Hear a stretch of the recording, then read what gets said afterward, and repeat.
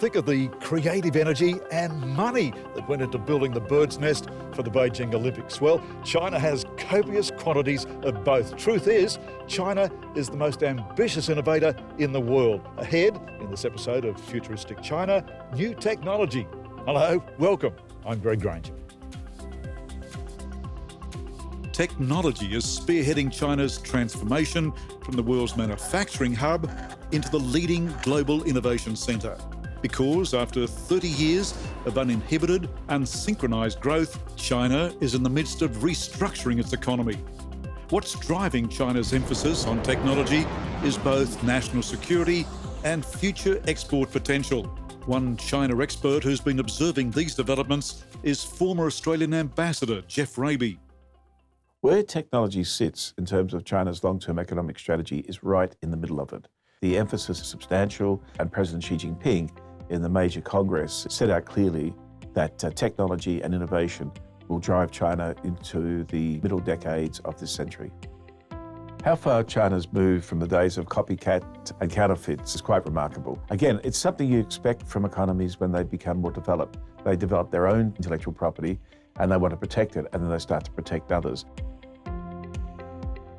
Also, China's a much wealthier place these days. People want the genuine article and will pay for the genuine article rather than the copycats and counterfeits. In this episode, we'll look at some of China's advances in new tech. From the explosion in the industrial internet, how 3D printing is helping hospital patients needing bone replacements, the advent of facial recognition in banking, transforming waste into new products, and inventing robots to work in medical procedures. New technology ahead in this episode of Futuristic China.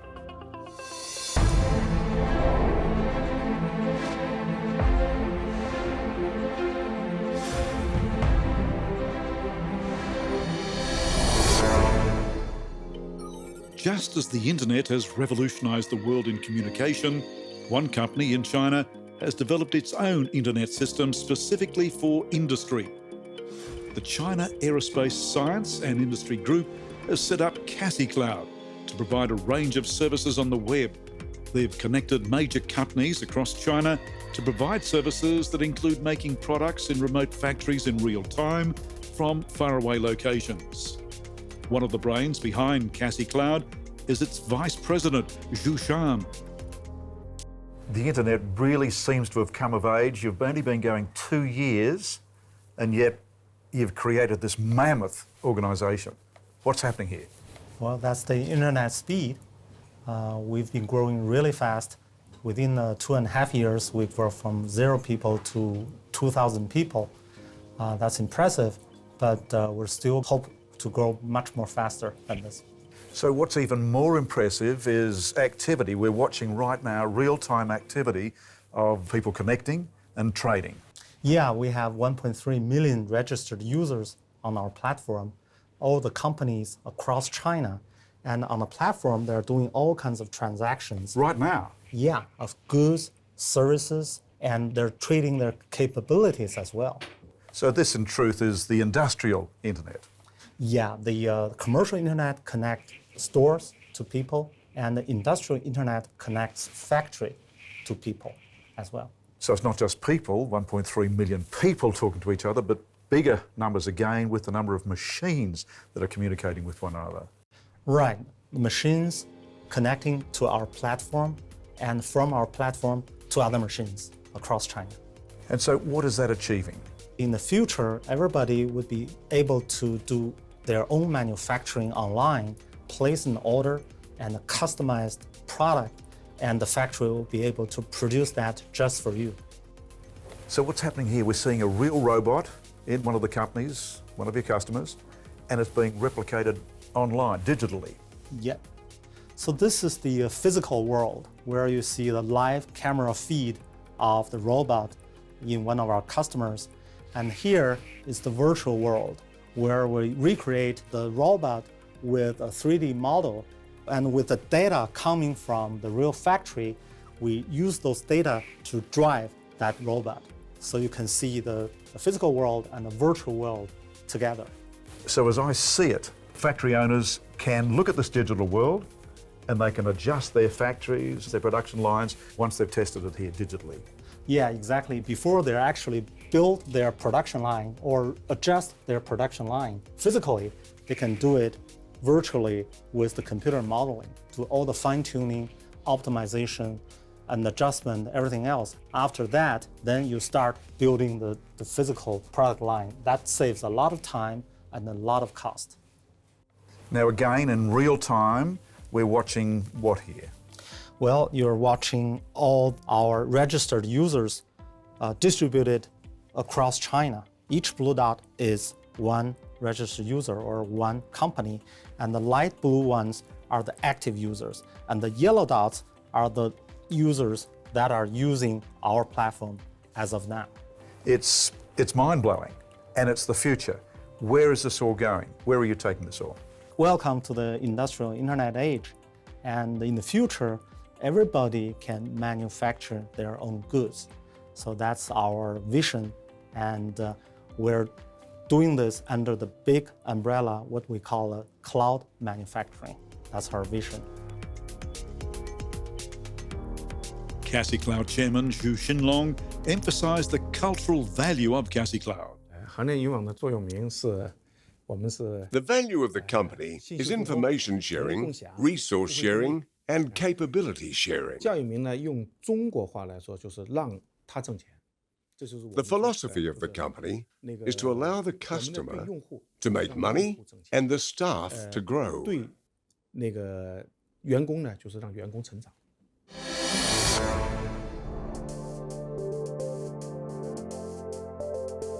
From the industrial internet to advances in 3D printing. 3D printing, it's one area of new technology that is moving into exciting new territories. From theatre props, like this fellow, 3D printing is now moving into the medical world in a very big way.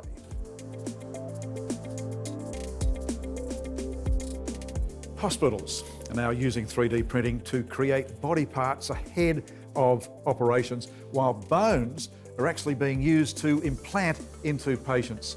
One of the companies leading the way in 3D technology is Beijing-based Hori. Beijing-based Hori 3D printing is producing printers used in applications from creating prototypes ahead of manufacture to a range of devices used as movie props. Their production starts with their factory where new printers are assembled to their modelling studio where all manner of creations are printed and painted to add realism. Hori General Manager is Zhang Hongquang. Mr. Zhang, incredible detail that can be achieved in your 3D printers these days. Technology has really moved at an incredible rate, is it not, with 3D printers? The technology of 3D print is actually a comprehensive technology. It's the integration of electronic, software, and mechanical technology. We now have our own independent software development team, as well as an independent electronic control development team, and a mechanical and an appearance design team. All these teams work together to complete our 3D printers. I've traveled to many countries to attend exhibitions. These days, the 3D printers that you're manufacturing are being used for prototypes in a big way. Currently, the technology has been used in the areas of medical, education, and aerospace. Some of our printers are used for making prototypes. Others are for small-scale productions. Hospitals are now trying to use this new technology. It's called digital medical. We work together with the Department of Orthopedics and dental in hospitals or academies of sciences and universities. They're actually testing the technology for cell printing and biological printing. The medical industry has an advanced speciality, so they use 3D printing quite fervently and will use it more and more. Let's talk about numbers. How many of these 3D printers would you now manufacture in 1 year? We manufacture a few thousand 3D printers every year. We wish we could be the best brand of 3D printer, both in China and in the world.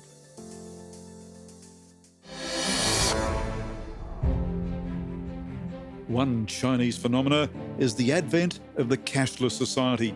Certainly, cash is now the exception for most transactions in the big cities, with a flash of WeChat on users' mobile phones now the norm.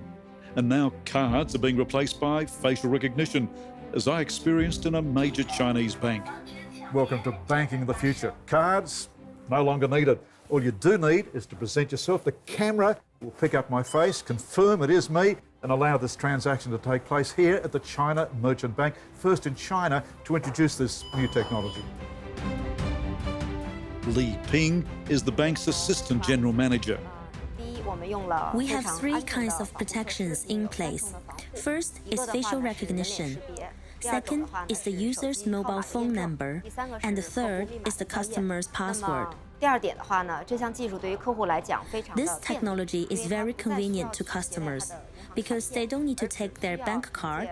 They only need to show their face to the ATM camera to draw money. Yes, we're the first bank to use facial recognition technology for people drawing money. We started researching facial recognition technology in 2013. Since then, we have upgraded 10 editions of software and have tested 4 kinds of solutions for our ATM machines. At the end of October 2015, we first launched this technology at the Shanghai International Financial Expo, then promoted it to the rest of the country in 2016. Now, our banks in 106 cities are using this technology. Currently, we're the first bank using this technology in China. We believe this facial recognition technology will be introduced to all ATM machines at China Merchants Bank branches, as well as our competitors. I think facial recognition technology will come to be widely used in every field. However, banks require significant accuracy. Therefore, based on the technology we have bought from leading companies, we have redeveloped and innovated the technology.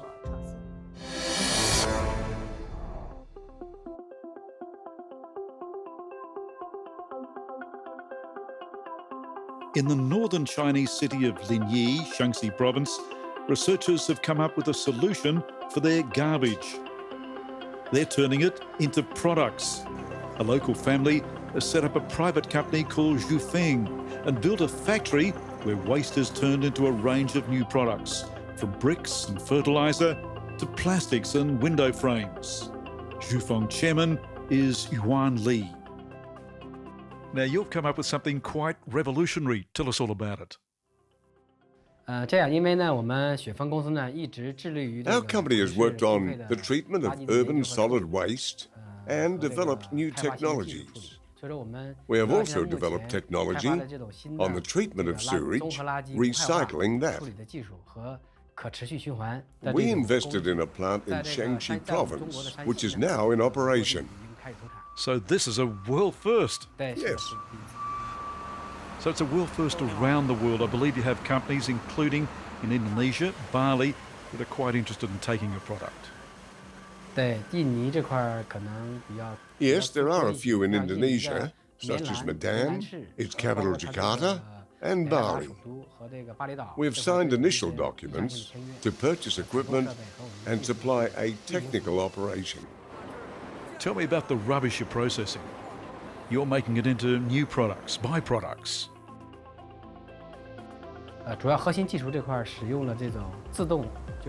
core technology is to use automatic and intelligent mechanical control systems and combine technology with centrifugal, magnetic, sorting and vibration, decomposition of sewage and waste all at once. For example, we recycle the waste into plastic products, organic soil. We also use construction waste, such as glass and tiles, to make bricks. We can also process other waste, like bottle tops, tins, nails, etc. 这些灰色金属也给它都全部收集起来了。首先呢，垃圾呢是进到我们这个工厂呢，首先进行这个生物这个降解和除臭，就把这些有害菌。Sewage first needs to be biologically degraded and deodorized. This is to sterilize harmful bacteria. During the fermentation, there will be methane and carbon dioxide generated. After collection and purification, it becomes biogas, and it will be used to generate electricity. Meanwhile, there's also organic water generated. The recycling process can make liquid organic fertilizer and organic soil. Food waste can be made into organic fertilizer after degradation. So far, our products have been welcomed by the market. 就在目前来看，在中国来讲还是非常受欢迎。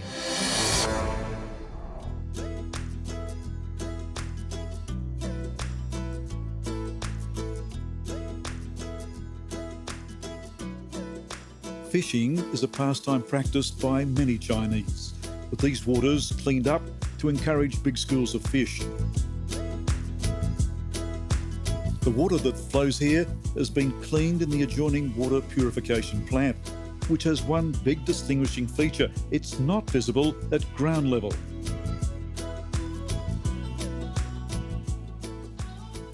What a peaceful, pleasant park we have here in the Haidian district just northwest of Beijing.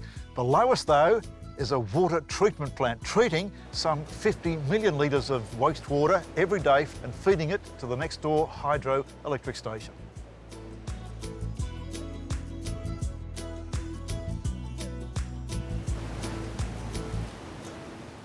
The Beijing underwater plant is the only one of its type in northern China and treats 50 million litres of wastewater every day.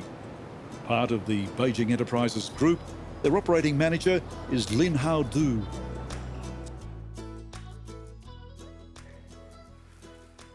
And finally, a demonstration of this process. Here's the untreated water, obviously quite polluted, quite murky, quite mucky. And after it's been treated, it comes out looking this crystal clear, all ready for commercial and industrial use in this district.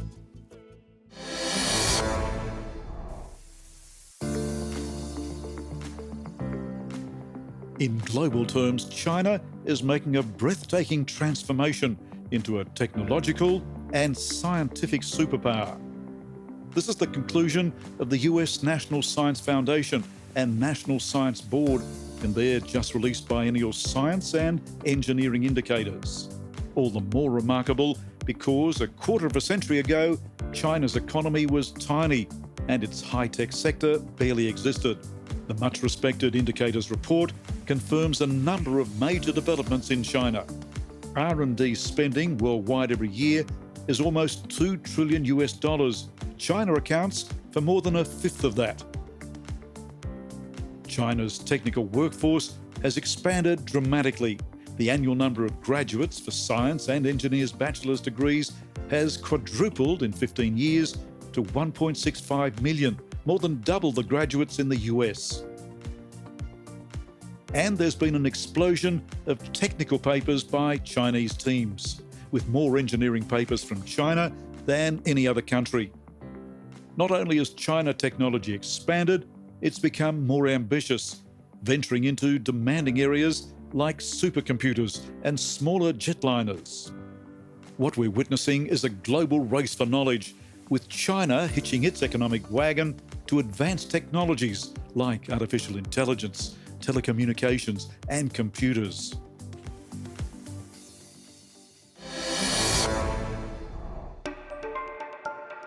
Finally, in the western province of Sichuan, new technology can be seen at work in a company that specialises in medical robots. Founder and CEO of Borns is Dr. Li Yao. 15 years in the States, you've studied medical science and you've studied engineering. Yes. So you've brought all that expertise back and you've now created this, a company that is going to make medical robots for the Chinese medical system.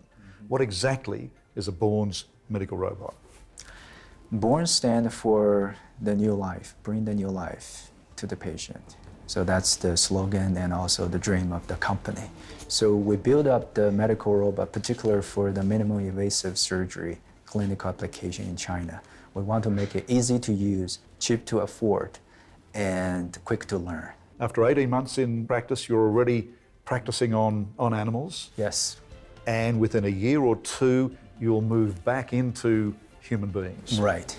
We finished about 10 surgeries on animals, which gave us a very nice result. And we're very confident to move to the next level for the clinical trials. And we're hoping to get the system running in about 1 or 2 years. So we're watching now this promotional video of yours, one of your machines working on this tomato as an experiment, but we're seeing just how precise that is. It's very precise. Actually, we want to make it even more precise. It can suture on the tomatoes, which is about 0.1 millimeter. And in the future, we want to give them more technology to make it even more precise and easy to use and safe to use. So let's talk in terms of production goals. You're hoping within 18 months to be producing something between 100 and 200 of these medical robots for the Chinese medical system. It'll be a long-term goal. I hope we can get to 100 and 200 in about 2 years. But the Chinese market probably can take 10,000 of them. So let's talk about the company, Yes. Born's. Yeah. You've been back 18 months, you've started this company, you've made rapid progress since. Yeah. Where's the money come from? We have a venture capital and we have very nice men behind us, support this dream, and I really appreciate all their help. Because you're telling me before this interview that in China, all things are possible. Yes. China makes things happen. Yes, exactly. That's the great part about China, great part about Chengdu. So a big appetite, as you say, for this type of technology. Yes. Big money already being invested in your company. Yes. And big dreams, big hopes on your part. Right. But we're still a small startup. We hope to make this transition as quickly as possible. 10 years' time, where will Born's be? 10 years, we think, we started from Chengdu as a headquarter. We would like to have more branches in the other part of China. That's the first step. And then we'll probably have other branches in the other countries. And eventually, we want to have a big company that can make a medical robot as a standard system all over the world. Okay, that's a very aspirational goal. Yeah. Starting relatively small here in Chengdu, wanting to export, wanting to have your products all over the world. That's our goal, and that's the right path. We hope we can start right and move to the right direction. Well, I wish you all the very best. Thank you very much. Good on you. When next we document futuristic China, future energy, solar power, wind farms, hydro, and alternative fuels. Future energy next in Futuristic China.